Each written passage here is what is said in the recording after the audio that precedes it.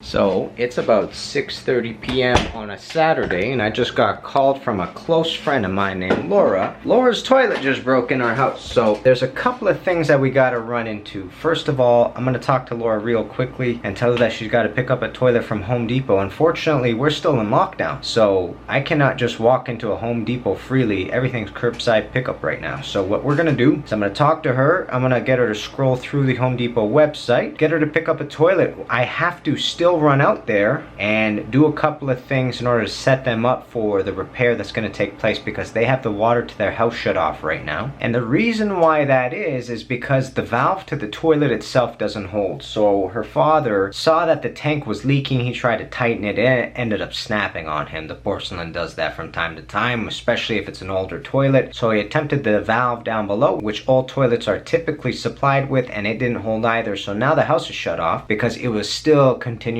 running water inside the tank, which is what it does, right? So now that the house is shut off, they don't have any water to do anything else. So I still have to pop up over there, give them a new valve, and then set up the environment so that it's ready for a new toilet to come in whenever the toilet comes in. But first we need to order one, unless she wants me to order it, which is obviously all up to my good friend. Whatever she wants, she gets. Here we go.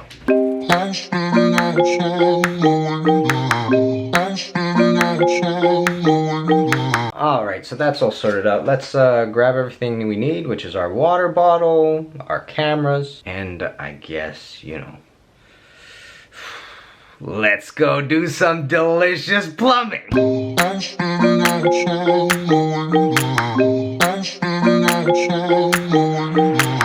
I was standing outside waiting for you.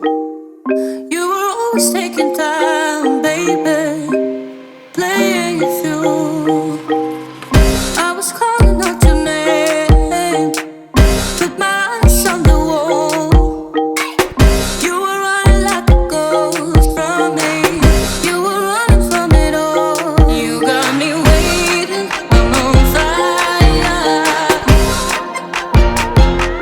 You got me waiting, my desire.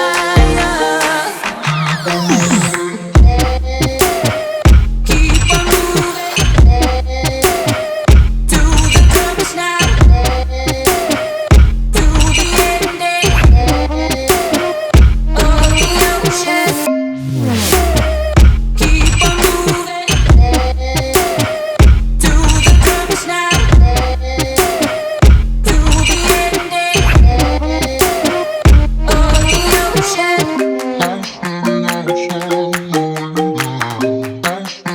the ocean. You've been playing my mind lately, turn it around. Once I thought you were mine, baby, we're safe and sound. You got me waiting, I'm on fire. You got me waiting, my desire. I follow your heartbeat. Keep on moving to the purpose now, to the ending of the ocean. Keep on moving to the purpose now, to the ending. I follow your heartbeat away, away, away. I follow your heartbeat away.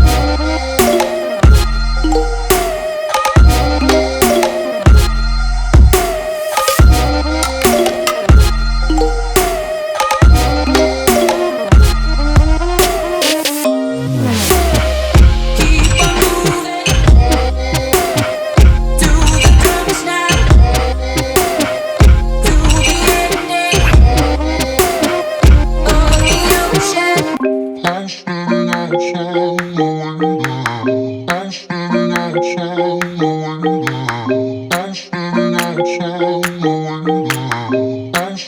of the ocean.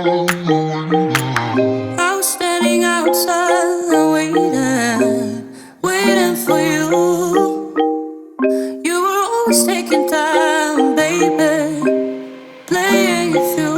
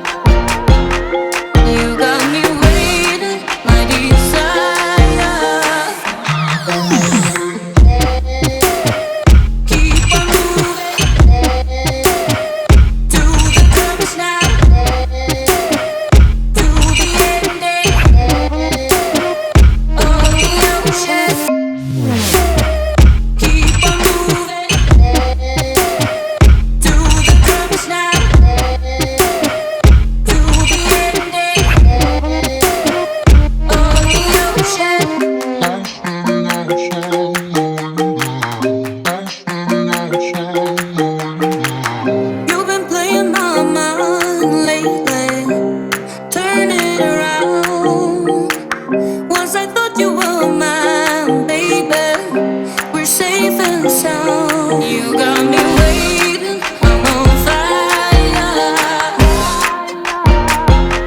You got me waiting, my desire.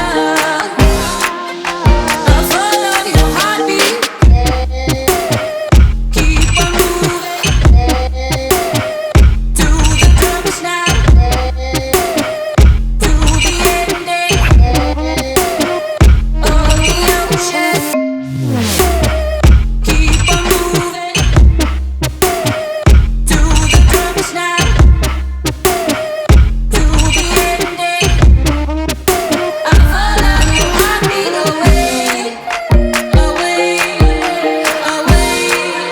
I follow your heartbeat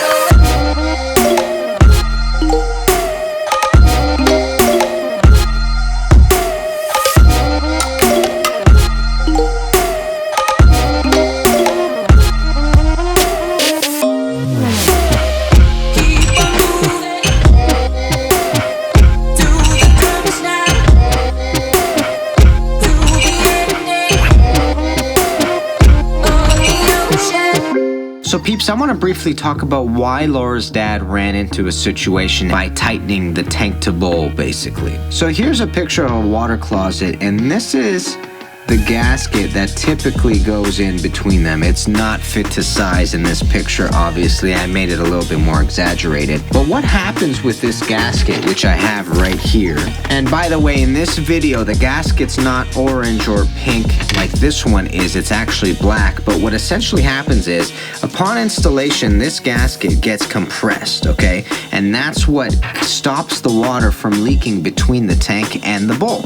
Now, this tank to bowl gasket over time actually ends up deteriorating. So the edge of it ends up kind of crumbling away, and it starts kind of going into the toilet, and it's being flushed away over the years. After 5 or 10 years, what you'll notice is there's a little bit of water coming from the tank to bowl. So what somebody will do is they'll come over, and because the edge is already kind of rotten, they're going to compress the bowl even more. So now the gasket's smaller than it is originally, and the tank to bowl basically tightens and it begins compressing again. So this is fine. You might be able to compress the tank to bowl and then have it not leak for the next 3 or 4 years, but it still continues deteriorating. So now instead of it being this thickness, it's this thickness. So somebody will come over and they'll start tightening the bowl again, but the problem is the porcelain is already touching, so there's no real way for it to go any further. What ends up happening is the porcelain ends up rubbing against each other, and then it ends up breaking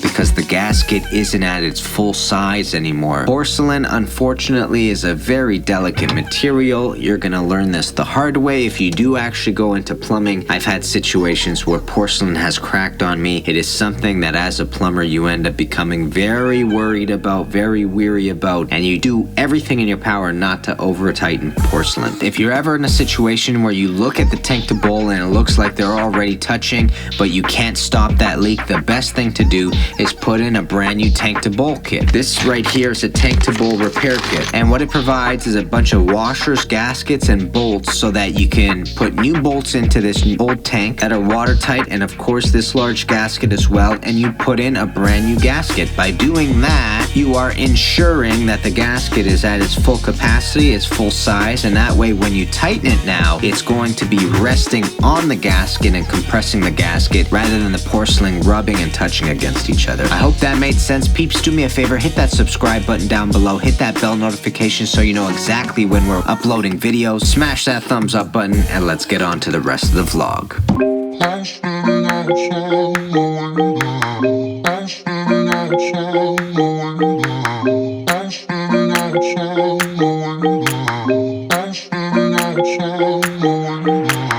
I was standing outside waiting for you. You were always taking time, baby, playing it through. I was calling out your name with my eyes on the wall. You were running like a ghost from me. You were running from it all. You got me waiting.